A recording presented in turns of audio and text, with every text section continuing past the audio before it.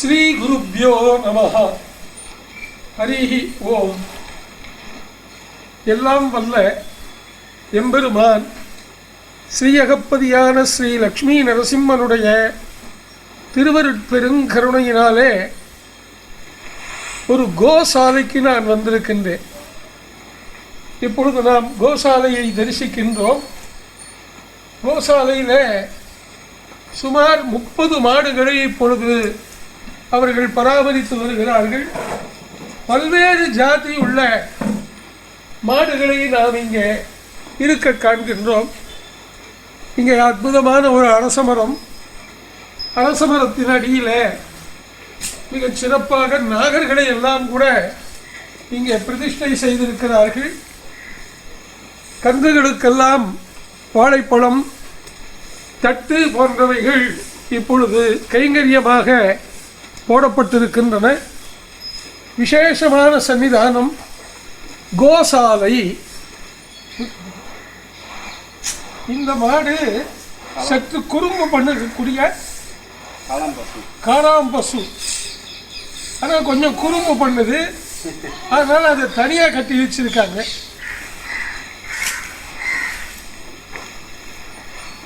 இந்த பசு நாட்டு மாடு. இந்த நாட்டு மாடு தான் நம்முடைய தமிழ்நாட்டினுடைய, இந்தியாவினுடைய பாரம்பரியம் மிக்க பசு என்று சொல்லுவார்கள். கோமாதா ரொம்ப சாதுவான மாடு. அது புதிய நபரை கண்டு மிரளுகிறது. இங்கே அடுத்தது ஒரு மாட்டுக்கு பாகுபலி என்று பெயர் வைத்திருக்கிறார்கள். இவர் பாகுபலி மாடு. பார்க்கறதுக்கு பாகுபலி மாதிரியே இருக்கார். இந்த பாகுபலி மாடு ரொம்ப வீரம் மிக்க மாடு. இந்த குட்டி மாட்டுக்கு பேரு சூர்யா.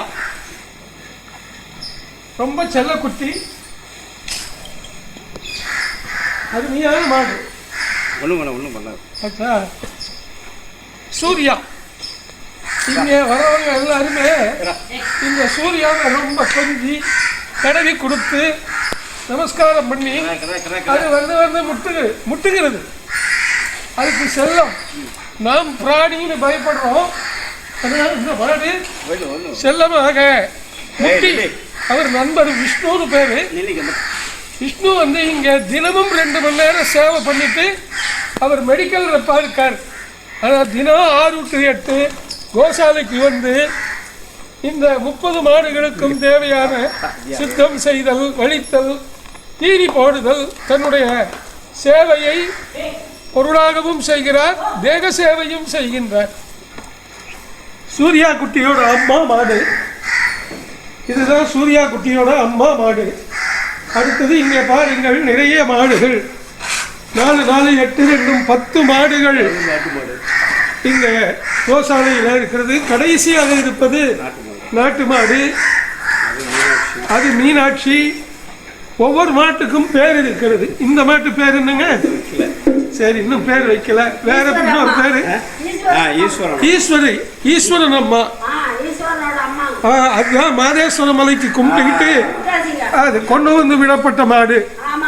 ஏன்னா அங்கே வேண்டினார்கள். பிரசவம் ரொம்ப கஷ்டமா இருந்தது. மாதேஸ்வர மலைக்கு கொண்டு போய் இதனுடைய குட்டியை விட்டு விட்டார்கள். அது அந்த அம்மாவோட கனவிலேயே வந்து சொல்லி, ஏன் இன்னும் இந்த மாட்டை கொண்டு வந்து கொடுக்காமல் இருக்கிறீர்கள் என்று சொல்ல, இந்த ஈஸ்வரன் அம்மா மாடு போட்ட குட்டியை மாதேஸ்வர மலையிலே கொண்டு போய் விட்டிருக்கிறார்கள். அப்படிப்பட்ட ஒரு அற்புதமான மாடு. இங்கே பெண்மணிகள் எல்லாம் மிக சிறப்பாக கோசேவை செய்கிறார்கள். பசுமாடை பார்த்து கொள்வது என்பது ஒரு சிறந்த சேவை. இந்த மாடு அந்த ஈஸ்வரன் மாட்டுக்கும் அம்மா மாடு, அக்கா மாடு. அதனால இங்கே அது அப்படியே பரம்பரையா வருகிறது. இங்கே பாருங்க, இன்னொரு குட்டி பசு இருக்கிறது. மீனாட்சியோட குட்டி. விசேஷமாக இந்த பசுமாடுகளை எல்லாம் நாம் இங்கே தரிசனம் செய்து கொண்டிருக்கின்றோம். அந்த கோசாலை பராமரிப்பு விசேஷமாக ஒரு சில தகவல்களை உங்களிடத்திலே பரிமாறிக்கொள்ளலாம் என்று இருக்கின்றேன். திருமூலர் தன்னுடைய திருமந்திரத்திலே ஒரு அற்புதமான வார்த்தையை சொல்லியிருக்கிறார்கள். யாவர்க்குமாம் இறைவர்க்கோர் பச்சிலை. தினமும் சுவாமிக்கு துளசி, வில்வம் போன்ற பத்திரங்களை போட வேண்டும். பத்திரம் புஷ்பம் பலம் தோயம் யோமே பக்தியா பிரயச்சதிங்கிறது பகவத்கீதை. அவர் 2வது வரி சொல்லுகிறார், யாவர்க்குமாம் பசுவிக்கோர் வாயுரை என்கிறார். இது திருமூலர் திருமந்திரத்தில் இருக்கக்கூடிய ஒரு பிரமாணம். இப்போ மாட்டு பொங்கல் வருகிறது. அநேகமாக இந்த வீடியோவை நீங்கள் பார்த்து கொண்டிருக்கும் போது தைப்பொங்கல், மாட்டு பொங்கல், காணும் பொங்கல் என்கிற 3 நாள் திருவிழாவிலே நீங்கள் இந்த ஒலிநாடாவை பார்த்து கொண்டிருப்பீர்கள். கோமாதா பூஜை, நந்தினி, சுரபி, சிரேஷ்டே என்பது ஸ்லோகம். காமதேனு, காமம்னா விருப்பம், தேனு அப்படின்னா பசு, காமதேனு அப்படின்னு சொன்னா விருப்பத்தை கொடுக்கிற பசுமாடுன்னு அர்த்தம். கோ சம்ரட்சணம் தான் மிகப்பெரிய தர்மம். ஏன்னா பகவான் கிருஷ்ணாவதாரம் பண்ணி தன்னுடைய 11 வயது வரையிலும் கோகுலத்திலும் பிருந்தாவனத்திலும் அவனே கோசேவை செய்திருக்கிறார். கோசேவை பண்ணதுனால அந்த யாதவர்களுக்கெல்லாம் கோபர்கள்னு பேரு. கோபர்கள், கோபிகைகள் அப்படின்னு பேர். அப்புறம் பிருந்தாவனத்தில் எத்தனை லீலை கீழே தினமும் பசுமைக்க செல்லுவான். தினமும் ஒரு லீலையை புரிந்து விட்டுத்தான் மாலையிலே வீட்டுக்கு வருவான். ஸ்ரீகிருஷ்ண பரமாத்மா தன்னுடைய கையால இந்த பசுவை ஐயா அவர்கள் நீவி கொடுப்பது போல நீவி கொடுப்பது, தடவி கொடுப்பது, அது சிலுக்கும் போது ரசிப்பது, அதற்கு உணவிடுவது, பால் கறப்பது, அதற்கு அப்படியே குழந்தை மாதிரி பார்த்துக்குவான். இங்க நம்ம விஷ்ணு என்கிற கிருஷ்ணன் இங்கே செய்யறார். அங்கே துவாபர யுகத்திலே கோகுலத்திலே பிருந்தாவனத்திலே நந்தகோபன் குமரன் ஏறார்ந்த கன்னி யசோதை இளஞ்சிங்கம் அப்படின்னு ஆண்டாள் பாடுவார். கற்று கரைவகள் பின் சென்று கானம் சேர்ந்தும்போம். பசுமாடுங்க பின்னாடி போய் அவைகளை மேய்த்து இவர்களெல்லாம் கூட்டாஞ்சோறு சாப்பிட்டு விதம் விதமான லீலைகளை கிருஷ்ண பரமாத்மா செய்திருக்கிறார். ஒரு பாட்டு கூட பிரசித்தியா இருக்கு. மாடு மேய்க்கும் கண்ணே போக வேண்டாம் சொன்னேன், யமுனா நதிக்கரையில் திருடர்கள் பயம் உண்டு, போகாதடா கிருஷ்ணானி யசோத பாடினதா ஒரு பாட்டு ரொம்ப பிரசித்தியா இருக்கு. அது எல்லா பாடகர்கள் பாடினாலும் எனக்கு என்னை பொறுத்தளவில் அருணா சாயிராம்னு ஒரு அம்மா மகா வித்வம்சனி 14 பாஷையில பாடுவா. அந்த அருணா சாயிராம் அவர்கள் பாடினா இன்னைக்கெல்லாம் கேட்கலாம் அந்த மாடு மேய்க்கும் கண்ணேங்கிற பாடல். அதனால கோசம்ரட்சணம் செய்யணும். கிராமங்களிலே விவசாயிகள் ஒவ்வொரு வீட்டிலும் அவர்கள் சக்திக்கு ஏற்ப, அதாவது உழைப்பின் சக்திக்கு ஏற்ப ஐஸ்வர்யம் இருக்கலாம். ஆனால் ஒரு மாடை பார்த்துக்கிறதுங்கிறது 4 பேர் வேணும். ஒரு சின்ன விஷயம் சொல்லட்டுமா? நான் குழந்தையா இருக்கும் போது என்னுடைய தாத்தா 2 பேருக்குமே நல்ல செல்வந்தர்கள். என்னுடைய தந்தையின் தந்தை, என்னுடைய தாத்தா பாட்டனார் உபய வேதாந்த ரங்கராவ் அப்படிங்கிறவர் கோயம்புத்தூர்ல இருந்து எனக்கு தினமும் அவர்கள் பஸ்ஸில், அந்த காலம் நான் சொல்றது சுமார் இந்த பதிவு செய்து கொண்டிருக்கும் போது எனக்கு 62 வயது. நான் 1 வயது குழந்தையில இருந்து 2 வயது குழந்தையா இருக்கிற வரையிலும் தினமும் அந்த காலத்தில் பஸ்ஸில் காலையில் 2 படிப்பால், சாயங்காலம் 2 படிப்பால் எனக்குன்னு வரும். மற்ற பேர குழந்தைகளும் சாப்பிடுவான். அப்படி ரொம்ப விசேஷமாக நான் பசுமாடுகளோடு வாழ்ந்திருக்கேன். அதே மாதிரி அமராவதி டேமுக்கு பக்கத்தில் ஒரு கிராமத்தில் என்னுடைய பெரியம்மா இருந்தார்கள். அவர்கள் வீட்டில் 10-11 மாடுகள் இருக்கும். நாங்கள் இந்த லீவில் ஏப்ரல் மே மாதம் 60 நாளும் அந்த ஊருக்கு போய் கிராமத்திலே வசிப்போம். அவர்களுக்கு தோட்டம் இருந்தது, கிராமத்திலே வீடு இருந்தது. வீட்டிலேயே ஒரு 11 மாடுகள் வைத்திருந்தார்கள். இந்த மாடுகளோட எல்லாம் நான் விளையாடுவேன். அந்த மாடுகளை அழைத்து செல்வது, அந்த மாடுகளுக்கு மேய்வு போடுவது, அந்த மாடுகளை குளிப்பாட்டுதுன்னு எங்கள் பெரியம்மா பெரியப்பா அதெல்லாம 2 வேலைக்காரங்க எல்லாம் செய்வோம். அதே மாதிரி இங்கே அக்ரஹாரத்தில் அந்த பசுமாடு ரொம்ப விசேஷமாக பராமரிக்கப்படும். கோபூஜை எங்கள் வீட்டு பெண்கள் எல்லாம் கோபத்ம பூஜை என்று மாவு கோலத்தினாலே பசுமாடும் கண்ணுக்குட்டியும் வரைந்து கோபத்ம பூஜை என்று வீட்டிலேயே செய்வார்கள். பசும்பால் தான் பரமாத்மாவுக்கு அபிஷேகம் பண்ணணும். அந்த பசுவினுடைய பால், தயிர், நெய், வெண்ணெய் எல்லாமே விசேஷம். இப்போ ஒரு முக்கியமான விஷயத்தை சொல்கிறேன். இப்போ நிறைய சாணம் கிடக்கிறது கீழே. ஆச்சா, அந்த சாணத்துக்கு என்ன பேருன்னா சாணிங்கிறாங்க. அதை சாணின்னு சொல்லக்கூடாது, கோமயம் அப்படின்னு சொல்லணும். சாமி, கோமயம்னா பசுமாட ஒன்றுக்கு தானே கோமயம்னு சொல்லுவா. நீங்கள் என்ன சாணிய கோமயம்ங்கிறீங்க? அது சாஸ்திரம் தெரியாதவா அப்படி பழகிவிட்டா. மூத்திரம்னா கெட்ட வார்த்தை, அசிங்கம், பேட் வேர்ட் அப்படிங்கிறா. பசுமாட்டினுடைய ஒன்றுக்கு கோமூத்திரம்னு தான் சொல்லணும். மூத்திரம்ங்கிறது சான்ஸ்கிரிட் வேர்டு, தமிழில் மூத்திரம் அப்படிங்கிறோம். சாணிக்கு தான் கோமயம்னு பேர்.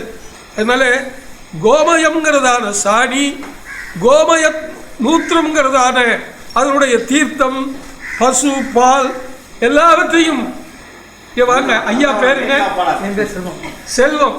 இந்த செல்வம் தான், செல்வம் தான். இங்க பாருங்க, இவர் செல்வம். இவர் தான் இந்த கோசாலையினுடைய சேலம் செவ்வாய்ப்பேட்டை மீனாட்சி சுந்தரேஸ்வரர் கோயிலுக்கு பின்புறம் இருக்கிற ஆரிய வைசியால், ஆரிய வைசியால் நடத்துகின்ற வாசவி பிருந்தாவன பகுதியில் இருக்கிறதான ஸ்ரீ வாசவி கோசாலை. ரொம்ப நன்றிங்க ஐயா, எத்தனை புண்ணியம் பண்ணியிருக்கீங்க. அந்த பகவான் கிருஷ்ணன் செய்த சேவையை இன்னைக்கு என்ன பேரு செல்வம் அவர்கள் செய்திருக்கிறார்கள்.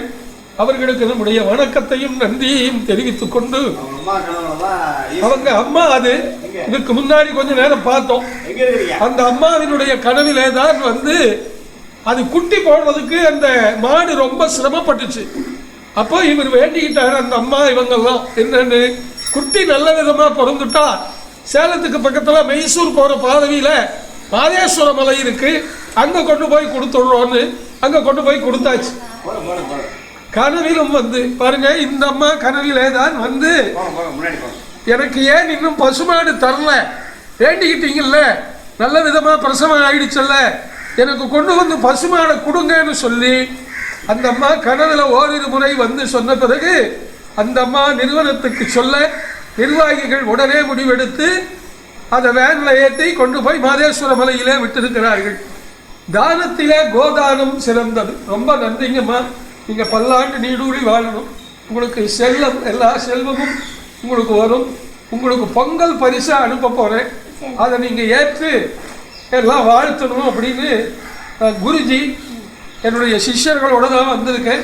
சிஷ்யர் சங்கர் அவர்கள் இந்த ஒலிப்பதிவை செய்து கொண்டிருக்கிறார்கள். விஷ்ணு என்னுடைய சிஷ்யன், அவர் அவருடைய நண்பர். இப்படி நாங்கள்லாம் பல சமூகத்தாரும் ஒருங்கிணைந்து சத்காரியங்களை பண்ணிட்டு இருக்கோம். ரொம்ப சந்தோஷமா இருக்கு பார்க்கறதுக்கு. அன்புள்ள ஆன்மீக மித்ரா நேயர்களே, கோதானம் பண்ணுங்க, நாட்டு மாடு வாங்கி கொடுங்க. அதாவது உங்க வீட்டில் பெரியவங்க இறந்துட்டாங்க, பித்ரு காரியங்கள்லாம் பண்ணணும், அதில் ஜாதகம் பார்க்குற போது மாடு தானம் பண்ணுங்கன்னு வரும். நீங்கள் நேராக இங்கே கொண்டு வந்து கொடுங்க, நீங்கள் மாட்டை கொடுத்தா போதும். அந்த மாட்டை கொடுத்துட்டீங்கன்னா விசேஷமாக அந்த பசுவின் பராமரிப்பை இவர்கள் செய்வார்கள். நம்முடைய செல்வா அவர்கள் செய்வார்கள். கோதானம் ரொம்ப சிறந்தது. நம்ம விஷ்ணு தினம் சர்வீஸ் பண்ணுறாரு. இந்த ஒலி நாடாவை உலகம் பூராவும் பார்க்க போகிறாங்க. உலகம் பூராவும் இந்த புகழ், இந்த இடத்தினுடைய புகழ் பரவ போகிறது. எங்களுக்கு நிறைய சப்ஸ்கிரைபர்ஸ், 60,000 வியூஸ் இருக்கு. இவங்க அத்தனை பேரும் இதை பார்த்து கொண்டாட போகிறார்கள்.